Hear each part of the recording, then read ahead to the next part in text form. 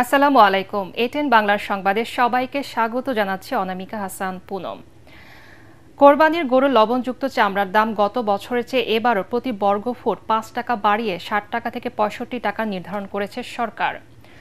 আর ঢাকার বাইরে ৫ টাকা বাড়িয়ে ৫৫ থেকে ৬০ টাকা করা হয়েছে। একই সঙ্গে খাসি ও বকরির চামড়ার দাম প্রতি বর্গফুট ২ টাকা বাড়ানো হয়েছে। দুপুরে সচিবালয়ের সংবাদ সম্মেলনে বাণিজ্য উপদেষ্টা শেখ বশিরউদ্দিন এসব তথ্য জানান। ঈদের ১০ দিন ঢাকার বাইরের চামড়া ঢুকতে দেয়া হবে না, লবণ দিয়ে সংরক্ষণ করতে হবে। এবার সরাসরি কাঁচা চামড়া রপ্তানি করা যাবে। এছাড়া কোরবানির পর ১২ ঘন্টার মধ্যে সব বর্জ্য অপসারণ করা হবে বলেও জানিয়েছেন স্বরাষ্ট্র উপদেষ্টা জাহাঙ্গীর আলম চৌধুরী। আসন্ন ঈদুল আজহা উপলক্ষে কোরবানির পশুর হাট এবং কাঁচা চামড়া ব্যবস্থাপনা ও আইনশৃঙ্খলা সংক্রান্ত কোর কমিটির সভা শেষে সাংবাদিকদের এসব তথ্য জানান তিনি। জুলাই আগস্ট গণ অভ্যুত্থানে চানখারপুলে ৬ জনকে হত্যার ঘটনায় মানবতা বিরোধী অপরাধের মামলায় সাবেক ডিএমপি কমিশনার হাবিবুর রহমান সহ ৮ পুলিশের বিরুদ্ধে অভিযোগ আমলে নিয়েছে আন্তর্জাতিক অপরাধ ট্রাইব্যুনাল। এর আগে সকালে ট্রাইব্যুনালে অভিযোগপত্র দাখিল করে প্রসিকিউশন। জুলাই আগস্ট হত্যাকাণ্ডের মামলায় এই প্রথম কোনো তদন্ত প্রতিবেদন ট্রাইব্যুনালে দাখিল করল প্রসিকিউশন টিম।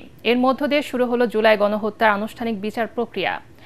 আগামী ৩ জন হাবিবুর রহমান সহ আসামিদের আদালতে হাজির করার নির্দেশ দিয়েছে ট্রাইব্যুনাল।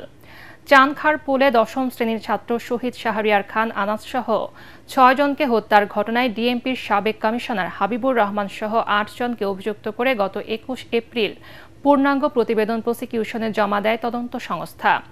গত বছর ১ জুলাই থেকে ৫ আগস্ট পর্যন্ত চানখারপুল এলাকায় আন্দোলনকারীদের উপর প্রাণঘাতী অস্ত্র ব্যবহার করে আনাস, শেখ মাহাদি হাসান জুনায়েদ, মোহাম্মদ ইয়াকুব, রাকিব হাওলাদার, ইসমামুল হক ও মানিক মিয়াকে হত্যা করে পুলিশ।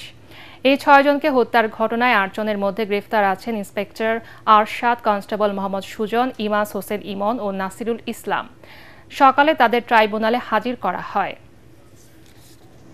জুলাই গণঅভ্যুত্থান চলাকালে চানখারপুলে সংগঠিত মানবতা বিরোধী অপরাধের অভিযোগে সেই তদন্ত প্রতিবেদন এবং তদন্ত প্রতিবেদনের সাক্ষ্যে জমাকৃত তথ্য উপাত্ত পর্যালোচনা করে বিজ্ঞ চিফ প্রসিকিউটর আজকে ট্রাইব্যুনালে প্রথম ফরমাল চার্জ দাখিল করলেন।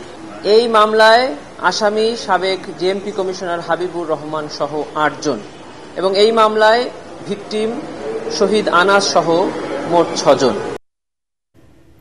এদিকে বিচার কাজে বাধা ও হুমকি দেওয়ার অভিযোগে সাবেক প্রধানমন্ত্রী শেখ হাসিনাকে ৭ দিনের মধ্যে আদালত অবমাননার ব্যাখ্যা দিতে জাতীয় পত্রিকায় বিজ্ঞপ্তি প্রকাশের নির্দেশ দিয়েছে আন্তর্জাতিক অপরাধ ট্রাইব্যুনাল।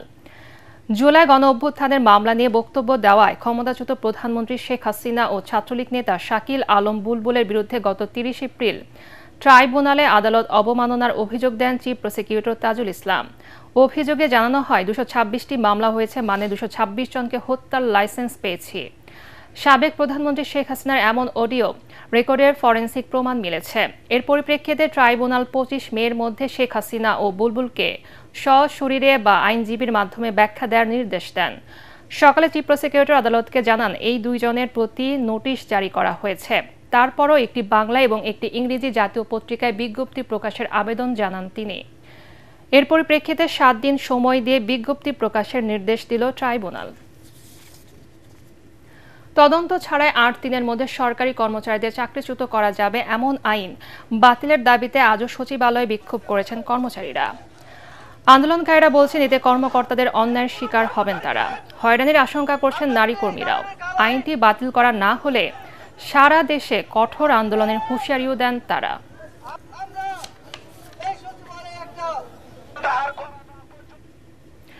জুলাই আগস্টের লড়াই এখনো শেষ হয়নি মন্তব্য করে জাতীয় নাগরিক পার্টি এনসিপি দক্ষিণাঞ্চলের মুখ্য সংগঠক হাসনাত আবদুল্লাহ বলেছেন একটি পক্ষ সংস্কারের বিপক্ষে অবস্থান নিয়ে আবারও দেশ বিভাজনের ষড়যন্ত্রে লিপ্ত হয়েছে।